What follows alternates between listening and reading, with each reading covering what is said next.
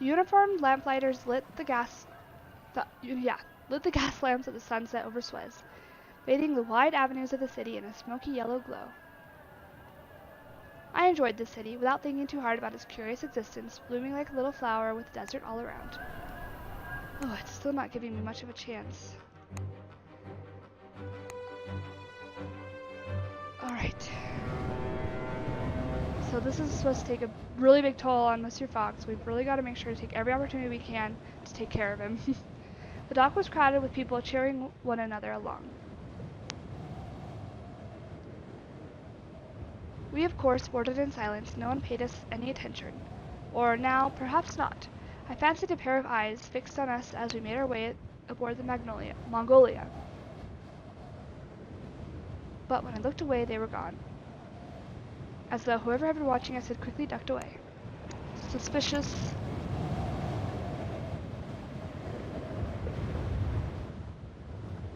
The steamer Mongolia was built of iron, of 2,800 tons of burden, and 500 horsepower. She sailed as grandly as a duchess out of the port of Suez. Can we truly be departing Africa already? I asked as the buildings retreated into the distance. I should hope so, remarked my master, but we have quite a distance yet to travel. My master, I was learning, was as unvarying as a ship's chronometers. I confess I found it comforting to serve such a reliable personage. Certainly he was incurious and perhaps even indifferent, but he was also dauntless. Without doubt he was an eccentric gentleman upon an even more eccentric quest, but he was my eccentric gentleman, and I was determined to do my duty by him, come what may.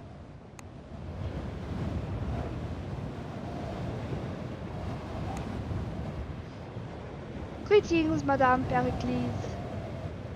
Good evening, Monsieur Passepartout. What can you tell me of Bombay? Let's see, can we get to Madras, Bombay? Yes. What about, can we get to Singapore from Madras? I don't know. Goodbye.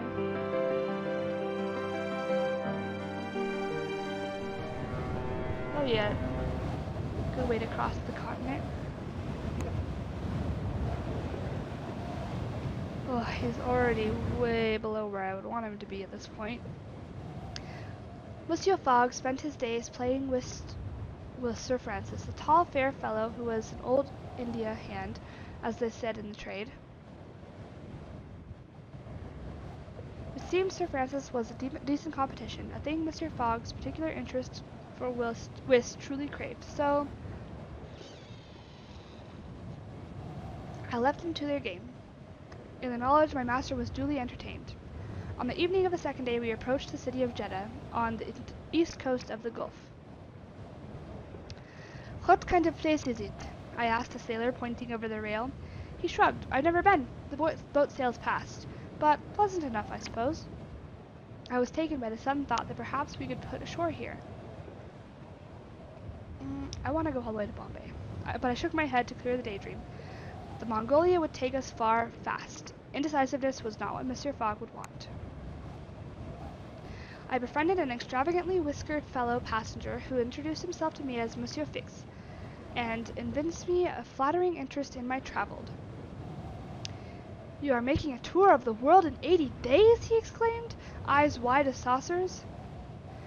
It is a wager, I confirmed mournfully. Gentlemen are strange creatures, and given to strange fancies to fill their time. Monsieur Fix looked suddenly rather shrewd. It must be an expensive business, all this travel. My master is a gentleman, I said repressively, for I considered it gauche to discuss financial matters. Yes, of course, my companion agreed laughingly, though his mustache twitched like a pendulum. All the same, what a singular endeavor!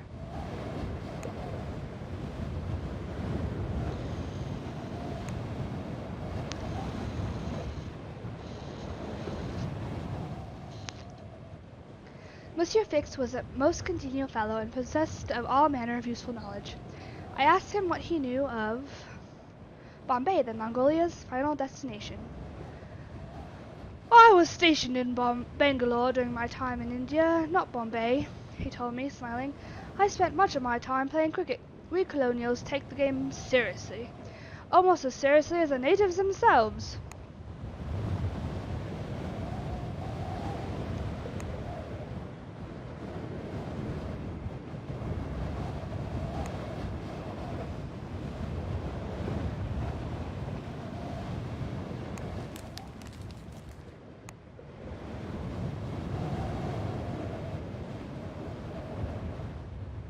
Monsieur Fix dragged me up on deck, saying only, "You will not want to miss this, my friend." Through the sea mist I saw the immaculate city of Aden, nestled in this caldera of a volcano, bounded by sheer black cliffs and crystal blue sea.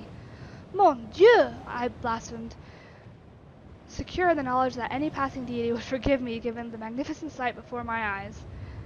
"Perhaps your master would want to see it also," Fix added. "I could send one of the deckhands to fetch him."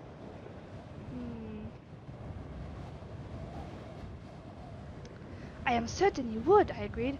"Excellent," Fix replied. "We'll get him out of his cabin for a short while then." I said I would go myself, but Fix shook his head. No, don't trouble yourself." Oh, we're gonna get robbed, aren't we? "Well now," remarked my master's voice coolly from behind us. I turned to see he had emerged from below decks of his own accord. "There you are." Monsieur Fix stiffened and glanced at my master, but with what implication I could not say. We three stayed at the rail, and when Fix went to leave, my master quickly followed. The shipping lanes outside Aden were busy. We passed close enough to other steamers to make out individual passengers taking a turn above deck. A little boy leaned over the railing and waved at me,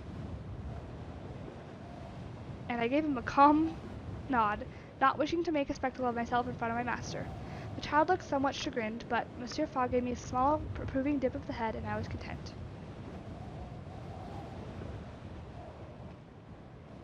I scanned the deck for familiar faces and saw no sign of the loquacious Mr. Fix or his extravagant mustache. Perhaps he had disembarked at Aden, but I did spy Sir Francis. Well then, my master would continue to be well occupied. Scuola raids anti-automaton rebel hideouts. It's not good for Fermenta. At breakfast, I saw a young bronze-skinned lady in a lilac dress scribbling in a notebook, her eggs and smoked mackerel untouched upon her plate. Every now and then she would pause and gaze into the middle distance, pen pressed against her lips. I decided to introduce myself and express my curiosity about her writing. She shut her notebook violently and slipped it into her lap. "Oh, oops. My words are my own and none of your concern," she hissed, glancing down at her breakfast as though she would like to fling it in my face. Oh, I did not intend to cry. I retreated a step or two, unwilling a chance of a close encounter with the congealing eggs. She rolled her eyes and tugged angrily upon her lace cuffs. Of course you did. Why must people tell outright lies in the name of politesse?" I was saved from having to make an answer at the arrival of the lady's father, Monsieur Williamson. "Eleanor," he said approvingly, "who is this man?" "My name is Noor," she said firmly, "and this man is no one of consequence. I am sure you will find him most congenial, father." With that she swept away, leaving me to explain myself to her beleaguered parents.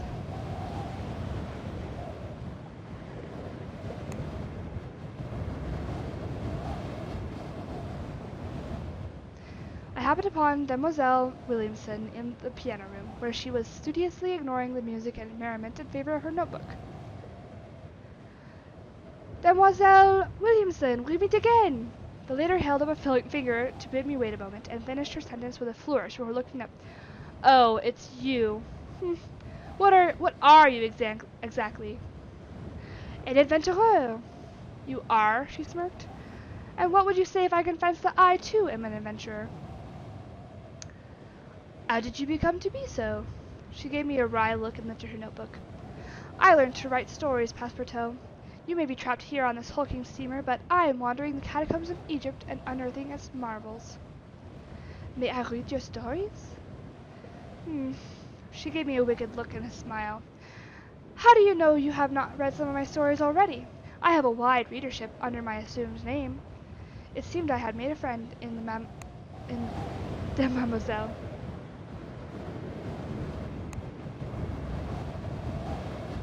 We're back up to 80. Monsieur Williamson offered me a pipeful of tobacco in the evening. I am perplexed by my daughter, he admitted miserably.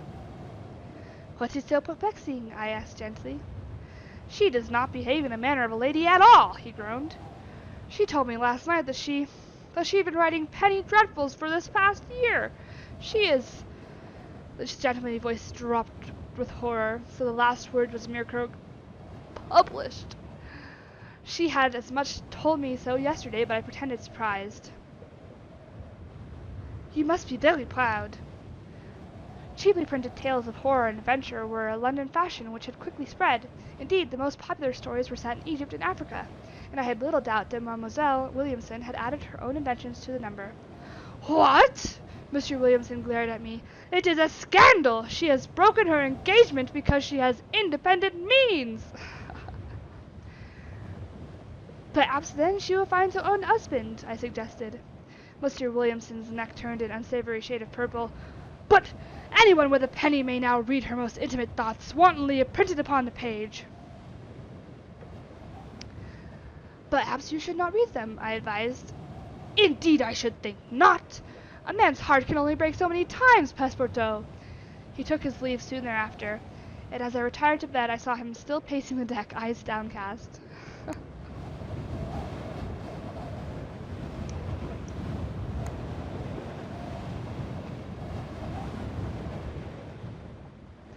A slim volume had been slid under my door in the night, bound with a ribbon and short notice. To a fellow adventurer, here is my latest volume, Noor. I picked up the cheaply bound book, titled Adriana and the Lost Sarcophagus of Thebes, and opened it. At the first page. Adriana Harawi was no ordinary lady. While other girls of her age and background took up watercolors and practiced their scales upon the piano and dreamed of matrimony, Adriana dreamed of sun-bleached cities and featureless deserts of yellow sand.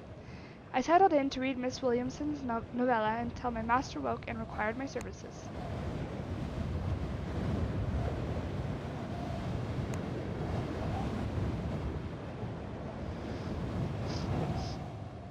Well, demanded Mademoiselle Williamson at lunch, what did you think of my story? Adriana is a charming creation. I only wish my father thought so, she said. He read my volume last night and believes Adriana is merely a cipher for my own passions and being. You are both adventurers. Hardly. Adriana has visited over 15 countries. She has ridden camels and horses and wrestled a crocodile all in her nightgown. There is some inventions at work, then? Indeed there is, she agreed, though my father doesn't see it. He believes Lord Havering to be Adriana's lover, and now suspects that I am concealing my own paramour from him. She glared into the middle distance. Lord Havering is the villain. He is Adriana's nemesis. He is utterly misreading the text. Perhaps your father is a romantic. My father a romantic? She looked utterly scandalized. He simply cannot follow plots. Havering thwarts at Adriana constantly and condescends to her at every turn. He even threatens her with a rapier. That is hardly romantic. Mademoiselle Williamson dug into her venison savagely, muttering of interfering fathers and irresponsible readers. Wisely, I smiled in a most amicable and friendly fashion. There was clearly nothing that could be done for this unfortunate father-daughter pair. And with Bombay so close, now was not the time to attempt any risky reconciliations.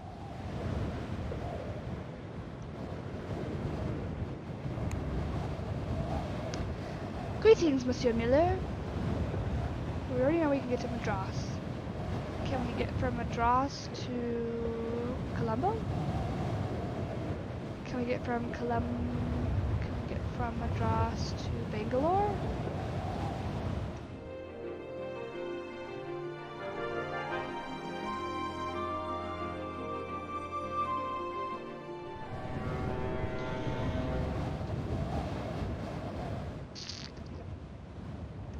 I am no tourist, Sir Francis declared with cheerful glee towards my master as they dealt another hand. I am taking the train to Calcutta on important business. How long does this train take? I inquire. I was about to, as just then the infernal Mr. Williamson stormed in, threw a glove at me, and bellowed a challenge. Excuse me, monsieur? I asked in bewilderment. You mean to challenge me? You, said Mr. Williamson, voice dropping with venom, are Lord Havering, and you have led my daughter astray.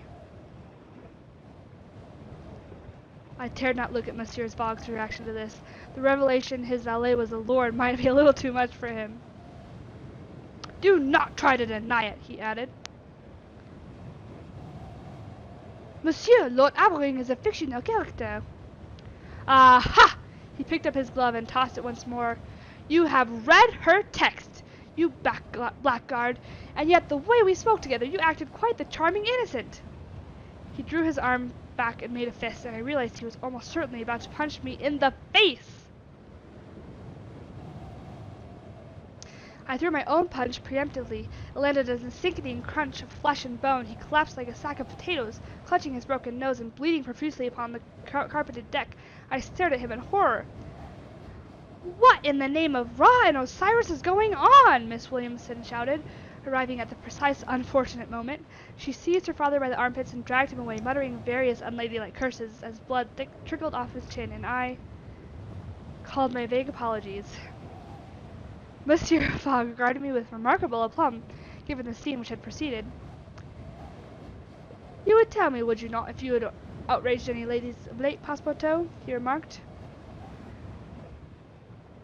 I nodded neatly, trying, if possible, to regather my composure. Oh, they deteriorated.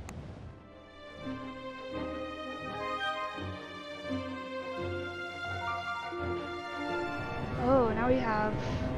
Do we want to go to Calcutta or Madras? I kept to my cabin in the last day of our journey to avoid any repetition of this previous evening's debacle, but I could not avoid Miss Williamson as we disembarked at Bombay. She clutched her hands to her bosom theatrically as she spotted me. Goodbye, my dear Lord Havering, she called, counterfeiting a sickly love-struck smile. I will never forget you. Nor I you, my Audrana, I called back with a rakish smile as her father turned a bright, horrible shade of red beside her. And then we disembarked into the humid, salt and smoke-laced air of Bombay. We had arrived in India.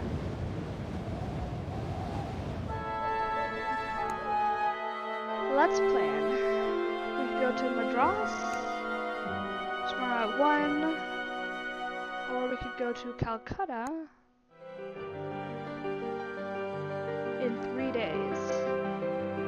We'll go to Madras tomorrow at 1. Only 300. Hong Kong, Chittagong, Agra. Penny dreadful. Calcutta. Well, we won't be going to Calcutta, will we? So we'll get this. Oh, bums. Oh, and now it's closed. Oh, no.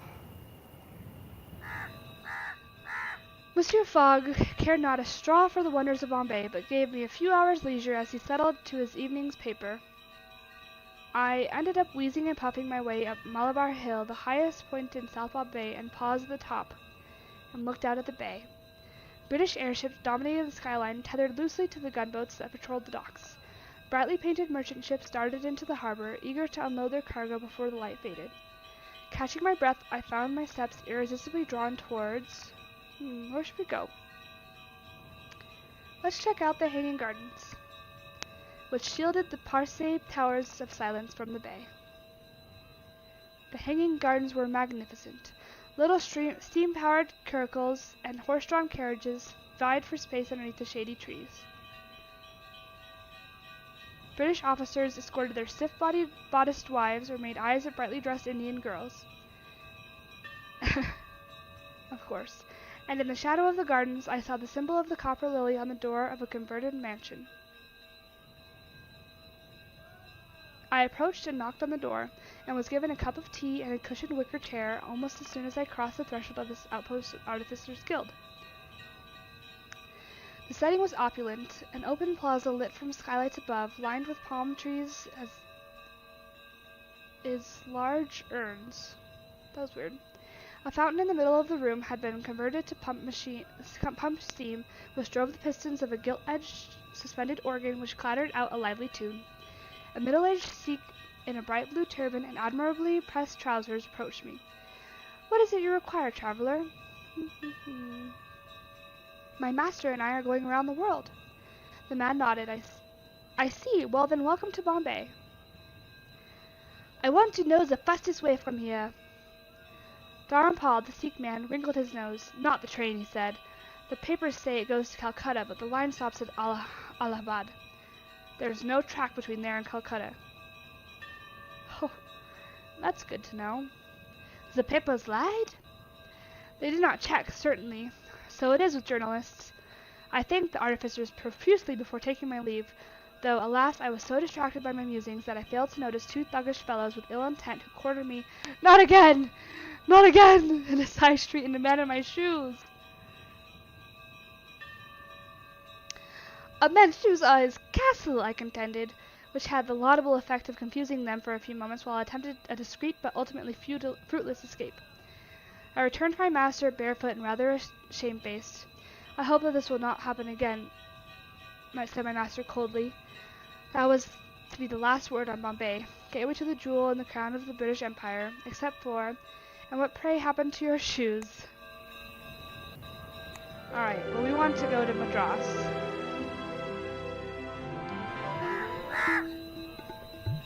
Let's go to the market quickly to get that timetable. I don't think...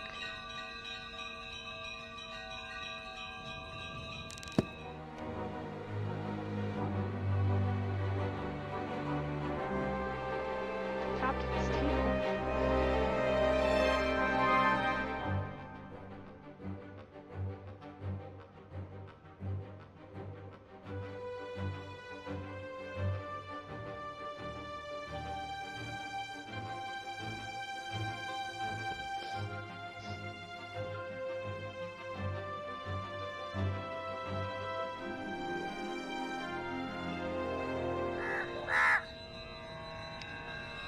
Alright, let's go to Madras.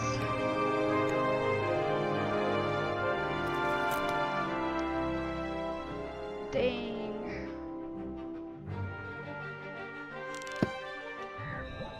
So we can only take one luggage.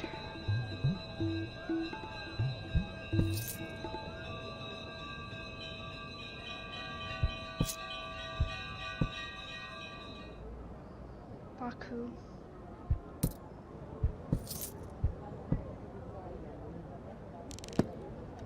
Alright, now let's go.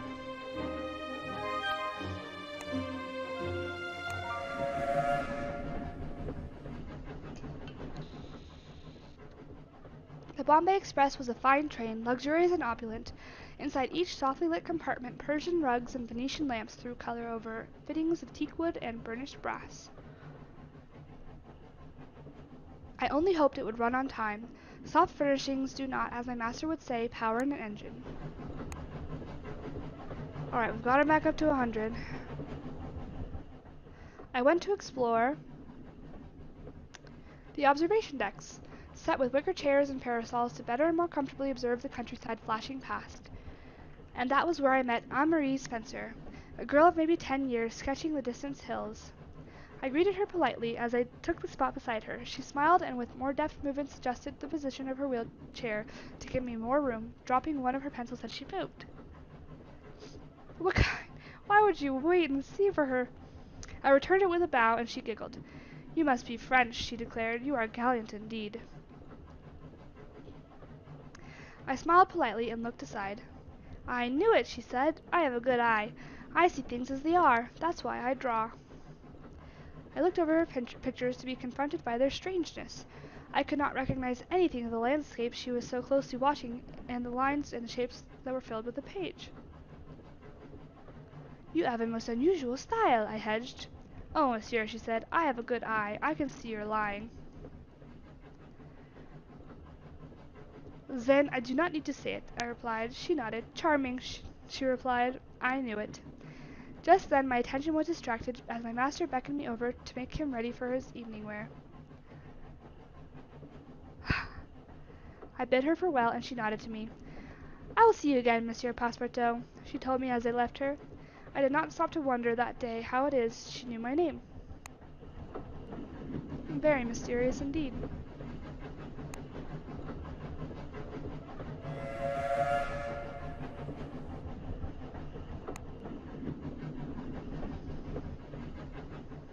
The next morning I discovered I had lost my passport. Ugh. I told Mr. Fogg immediately, risking his displeasure at the possibility of delay, but in truth I think he was amused. Should I lose my passport, Passepartout, he said, I would be most vexed. I decided to enlist the help of Anne-Marie and her excellent eye, so I tracked her down on the observation deck and explained the situation. She looked most concerned. What might happen to you without your documents?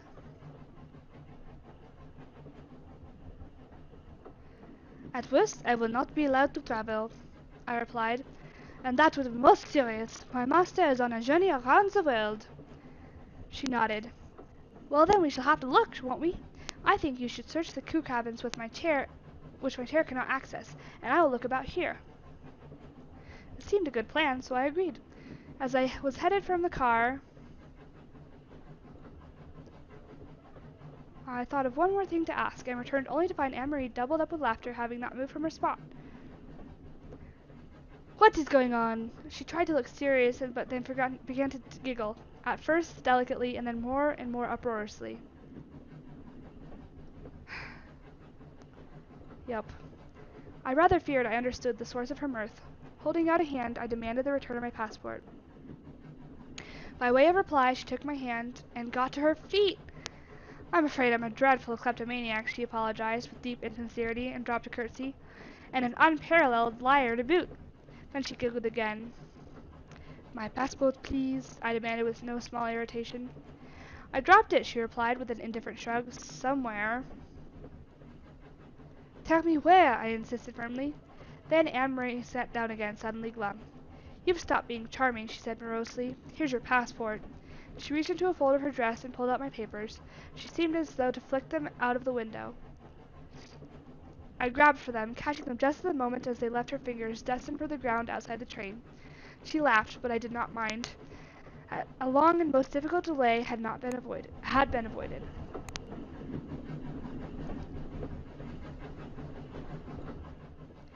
I did not see the girl at all today.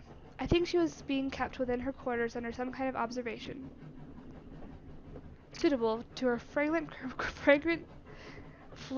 criminality. I occupied my time eavesdropping, hoping to gather information for our next leg. I met a cheerful Havanese girl, whom I quickly abandoned, knowing nothing.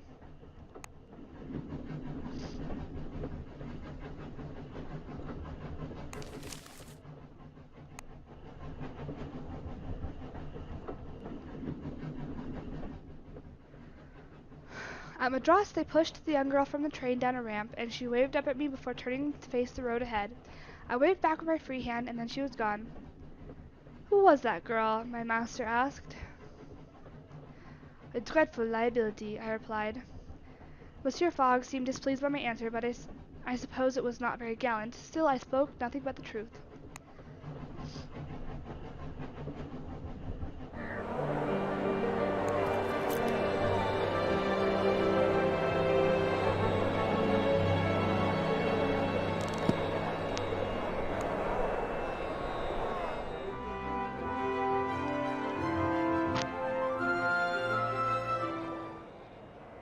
Well, heck, let's go to Colombo. Madras was a city within a city. Inside the walls and fortifications of Fort St. George was Whitetown, where British sahibs and factors traded and went to church and traveled from place to place in mechanical palanquins. Outside the walls the glorified shanty of Blacktown, where Indian servants and laborers oh my gosh, excuse me. Ugh. And laborers and clerks made their homes. Sorry.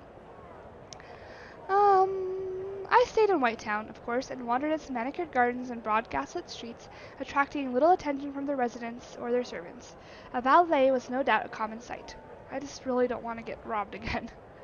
But after a few minutes, I realized I was being stalked.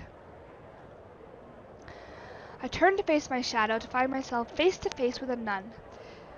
Would you like a blessing, good sir? An old, ornate gold cross hung heavily from her neck.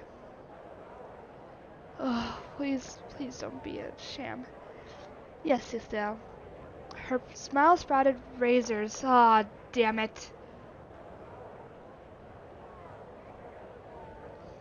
Why? I knew it. And with no further warning, she brought her heavy gold cross down on my head with a crack. Damn. My vision sputtered and sparkled into blackness. When I awoke, I was in a nunnery. My nun assailant offered me a cool cloth. I am Sister Panmalere, and this is the covenant of the Sisters of Didacus.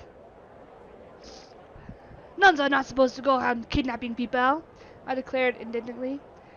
The ways of God are mysterious to men, Nun replied, notably not apologizing. Besides, we need your help, she added. My order does not believe, as the Pope does, that automatons are abominations. We believe that machines, too, are capable of grace. You defy the Pope? I raised an eyebrow. So you are heretics. Some would condemn us as heretics, yes, she smirked, a most un-nun-like expression. Building an automaton is like raising a child. They are shaped in our image, as we are in God's. Those blasphemers of the Artificers' Guild know nothing of God, and so their creations are godless. You pick your enemies well, sister. The Artificers' Guild, the Pope, me? The Didacian sisters are dedicated to the search for a machine which has a soul, and now we require your help in our search. You could have simply asked. The Lord does not ask, he expects. Now listen to me. She helped me woozily to my feet. If you find an automaton whose shard is engraved with a soul on your travels, send a telegram to us. We have our own way of receiving station here. We will reward you materially if that is what you wish, but we must have that shard. As you say, Cecile, I agreed, wishing to make good my escape. I'll inform you at once. I have faith, the nun said calmly. Then she let me go. I did not know what to make of Sister Panmalere and her order of artificer nuns then, and I do not know now. I admit I was glad to know we would be leaving Madras and its walls and fortifications and secrets.